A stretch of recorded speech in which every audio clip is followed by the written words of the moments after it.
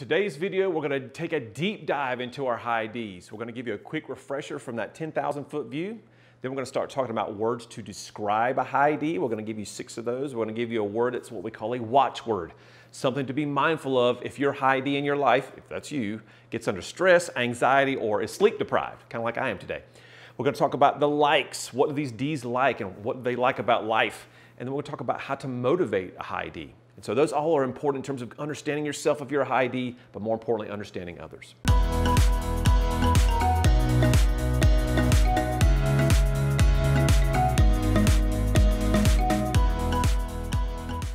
So let's break it down. High Ds, number one, they are dominant. They are dominant. They always have to be in charge. So when you're working with a high D and they want your job, which is what they do in the industry because they want to climb that ladder, how do we work with them? Well, the best way to do that is put them in charge of people or a process. So I can come over here and have them working in a group and say, okay, I want you to handle this discussion right here.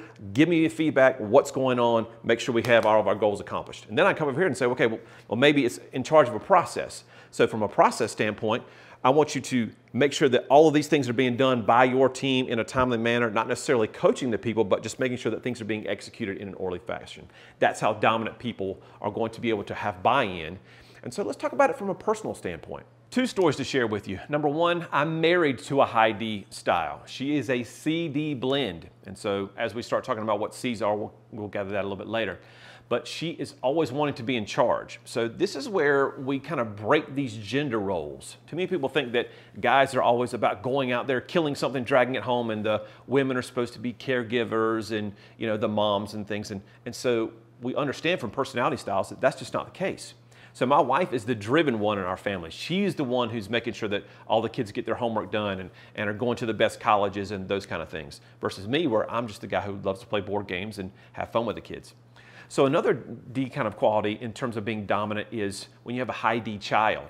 Oh, man, I've got my firstborn's a high D. And so she wants to be the boss in everything. She wants to pick out what she wears. She wants to pick out what she eats for breakfast, what she eats for lunch, all that kind of stuff. And so as a parent, that's a super challenge when we're talking about bedtimes. And you people know who you are out there who've had a high D child, whether you knew it or not, fighting you about when to go to bed.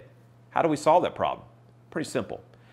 You say to your high D child, hey, person, let's just call them Bob. Hey, Bob, go to bed whenever you want to tonight. And they're going to say, what, for real? I said, yeah, you can go to bed whenever you want to, as long as it's between 9 and 10 p.m. So I can go to bed whenever. I can go to bed at 9:59? Yep. 9:02? Sure.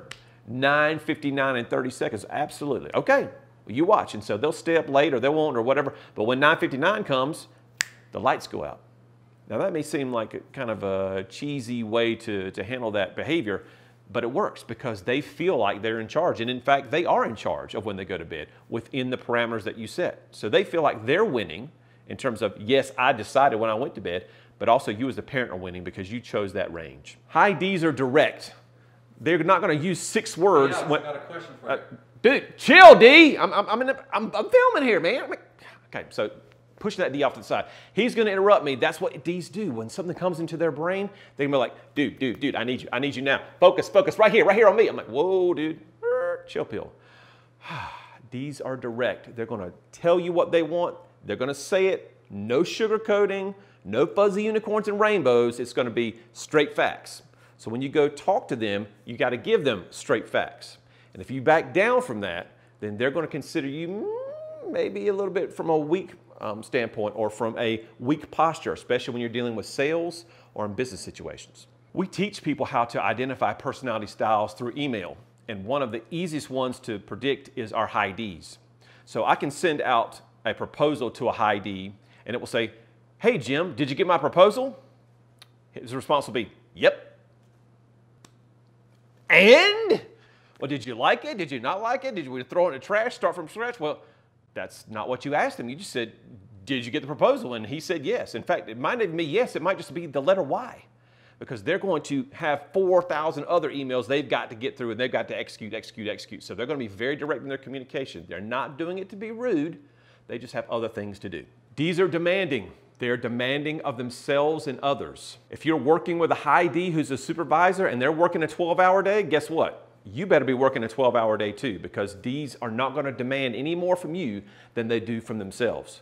So when do we see this in a personal situation? Well, sometimes we see that from a housekeeping perspective. If you have a high D spouse and they're working and gosh knows, you just want to sit down for 2 minutes and watch television. We got things to do like laundry. We got to clean the bathrooms because we're going to Lowe's tomorrow at 7 o'clock in the morning and then we're going to go cut the grass and do this and do this. Make it stop, make it stop. But D's can't stop because they're always going and they're going to be demanding of you and of themselves. They're going to take whatever facts they have and make a decision. D's trust their gut quite a few times. In business situations, D's are going to see, okay, we've got this amount of money over here, this project hasn't been done before here, and so let me go talk to these people for just a second and get one more piece of data, and then I'm done. I'm making a decision. And quite frankly, they don't want your opinion. D's make decisions on their own. That's why they like being the boss. A lot of D's are going to be entrepreneurs that you'll find out there because they don't like answering to other people. They like being the main one in charge. And so from that perspective, D's are going to take care of business. They're super, super executors in that regard. D's are determined. They are determined. Never met a challenge that they couldn't face. Hurdles are nothing for them. In sales situations, that 50th no is just another point towards getting a yes. They're going to keep going and going and going. They don't get too personal when it comes to hearing people say no to them. It's very transactional for them. When you have a high D son or daughter who's determined, you really don't have to influence them. You really don't have to motivate them because they're self-motivated, that intrinsic motivation, because they want to be the best. And so a high D is going to want to get the best grades, perform the best in sports, be the best quiz bowl person ever. They are fueled by that winning mentality, by being the best at what they're good at. My daughter is a CD blend, my oldest. She's applying for, as of this filming, she's applying for schools. And she visited all of the schools that she was interested in colleges her junior year. All that stuff was done. So she had all of her applications filled out in the first 2 days that they were all open. It's just crazy how determined she is to have all of her ducks in a row all the time. And so she's going and going and going all the time as being a D. So when we say determined, just know that they're not going to stop until they get what they want. And sometimes that can be problematic because they might bend the rules or break the rules to get what they want. And that's something we'll have to talk about in a future video. And D's are doers, going all the time. I mean, these people are petitioning Congress for a 36-hour day. There's just not enough time in the day to get all their stuff done. In fact, if they were doing this video right now, they'd be like, okay, D's are doers, right? Okay, so we're doing jumping jacks. I'm getting my cardio in at the same time that I'm doing this video and everything's great. Of course, we're not going to do that because I'm not a D, but D's are always going and moving all the time. There's not enough time in the day. There's not enough companies that they can own. There's not enough employees that they have to manage. There's not enough activities they can be involved in outside of work. They're involved in the, in the chess club, or maybe they're in orchestra, or maybe they're on a running team, or they're in a bowling league, going and going and going all the time. Their mentality is, I can sleep when I'm dead. So they're going to push and push and push and push. Super high energy, folks, these D's. Now, D's, those were 6 positive words that describe you. And then we're going to give your style and all the styles we talk about. The 7th word, we call it a watchword. And again, that watchword is something to be mindful of as a behavior that's going to be exhibited when a style is under anxiety, stress, or has some sleep deprivation going on. And for D's, your watchword is defiant. That's right, you can be a little defiant. A personal example might be on the way to work, you pull out that phone, pop up in a GPS, it says you're going to arrive by 8:02, 7:58, and you're driving over, beating squirrels, knocking over ladies on the side of the road. You don't care as long as you beat that time. For you, it's a competition. It's a challenge. Yes, I'm going to beat the time. And other styles are like, dude, what are you doing? You're driving at excess speeds and you're breaking rules and you're not stopping at stop signs. But it's a challenge for them. D's are influenced by challenges, and so they don't see this as a, hey, when should you possibly get to work? No, this is a time to beat. I'm going to set the record. It should take me 10 minutes. I'm going to do it in 7.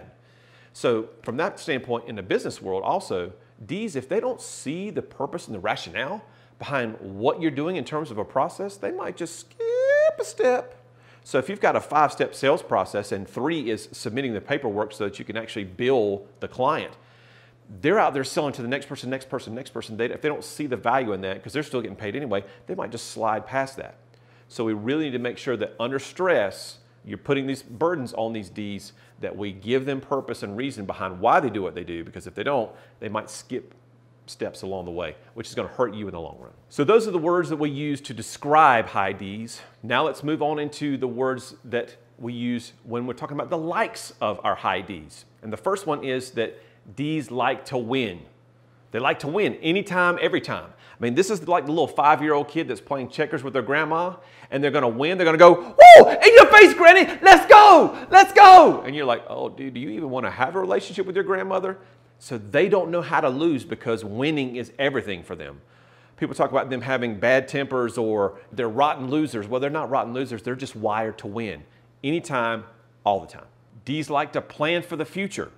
As again, my daughter has her entire college, and post-college situation already planned out. Ds are that same way. They want to know what's going on from where am I going to college, what's going to happen in 7th grade, how am I going to transition from being an 8th grader to a freshman versus out there in the business world or the working world. What am I going to do with my next paycheck? When's my next raise going to be? What's our next vacation? They're always looking forward and looking forward. Ds love new ideas. They love new ideas. The latest, greatest gadget, the latest, greatest article, they're all about reading and finding out what's innovative, what's going on in the world. So from a business perspective, we can talk about how Ds love to kind of focus way out there. What's my 6-month projection? What's my 12-month projection? And then sell that company because they're done with it. They hate maintenance. So they'll start a company, they'll grow up for 2 years, and they'll sell it and they'll get out. Oh, let me start a car wash company. They'll grow that for 2 years. Let me start a genetics lab. And so it could be totally different. But anytime there's new ideas, new influx, they're loving it. So they do that a lot to their employees. If you have a high D CEO, they're going to see an article. Oh, let's implement in our company. Oh, this is about culture. We could be better at culture. Boom, and they implement that. So they're always looking for the next best thing. Ds love results. Don't give them excuses. Give them results. Okay, in the working world, again, if you have a high D boss, they want you to get your stuff done, get it done on time, the right way, all the time. And so they don't really care about the excuses. They're all about, did you do it or did you not do it? And so where a high S style, which is, again, that supportive type, that people-oriented style, might have more empathy, these don't really have a lot of that. It's not a bad thing because, again, they're really, really good at execution. But they're all about the results. So give me results, not your excuses. When it comes to your kids, it's the same way. They want you to have that paper signed for them so they can take it back to school and like, whoa, dude, just chill out. I mean, you've got to the end of the week, but they're getting their homework done as soon as they possibly can because they got to get their results and get it done so they can get to the next thing that's going. Ds love to be their own boss. They have to be their own boss. Again, think about this entrepreneurial mentality or the project manager, someone who's in charge of people or process. They have to be in somewhere where that's going on because if it's not, they're going to feel like they need to get to that next step. They need to get to that next step. And so that's a problem for them. They can't just stay where they are. They have to be in a position of authority. That's just the way they're wired. And again, if you have children that are high Ds, you've got to give them a little bit more authority early on when they're children than you would a high S or maybe even a high C. And we'll talk about that as we get to it. But Ds have got to be in charge of people and process to get buy-in. Ds love to move fast. They're not slowing down for anyone, anything. They tell fast jokes, they talk fast, they move fast, they do it all the time. So if I spend too much time on this slide for the Ds and I'm spending too much time in this moment on this video, Ds are like, dude, come on, we know who we are, let's go, let's go, let's go. So I'm moving on to the next one. And how do we motivate a high D? We motivate a high D by challenging them. We challenge them. If I'm challenging, let's say one of my best salespeople who happens to be a high D, here's how that would look. I would say, Sylvia, super job last month. 20% increase in our sales. That was great. You were 18% the last month. Life is great. Next quarter is going to be 32% sales growth. It's never been done before. Quite frankly, I don't think you can do it, but that's what the plan is, 32%. Good luck, go get them. So everything about that was fine. I talked about their good stuff and good stuff and good stuff. Everything was good until I said, and quite frankly, I don't think you can do it. So if Sylvia would have been standing there on the side, she would have said, excuse me? What'd you say to me? Boy, and the blood starts to boil and they just anger starts to feel that. It's like the Incredible Hulk coming out. They feel challenged personally by that. And so they're going to go out there and do anything and everything they can to sell hard, sell fast, do whatever they can so that middle of that quarter when they come back in, they'll come in and they'll say, oh yes, you said it was 32% sales growth was my goal. We're 2 months in and I'm at 45%. Mic drop and they walk away. They just walk out of the room and you're like, dude, what just happened? What just happened was you challenged them, and so they take that personally to beat whatever their goal is out of spite. Now, so what happens when we're talking about our kids in terms of challenges, okay? And how do we challenge them? It's the same process. You got to be on that test, and that was great, but you know, an A would be awesome next time. You know, you really haven't shown us that you can make an A in that class yet. I know chemistry's hard, but you know, it is what it is. I just don't think you can do it, but that's, you know, let's just shoot for an A. Again, everything was great until I told them, you can't do that. Tell a D they can't do something and watch them just soar, because they will take off. So Ds, I hope that this helps you understand yourself better. And if you're not a D, I hope that you now have some awareness of how these Ds think, how they communicate, and what motivates them. And if I piqued your curiosity a little bit, click on the link below if you would like to take an assessment to transform the way you communicate, really improve the way that you work with your relationships with significant others, spouses, in the workplace, and reduce conflict in any relationship that you have.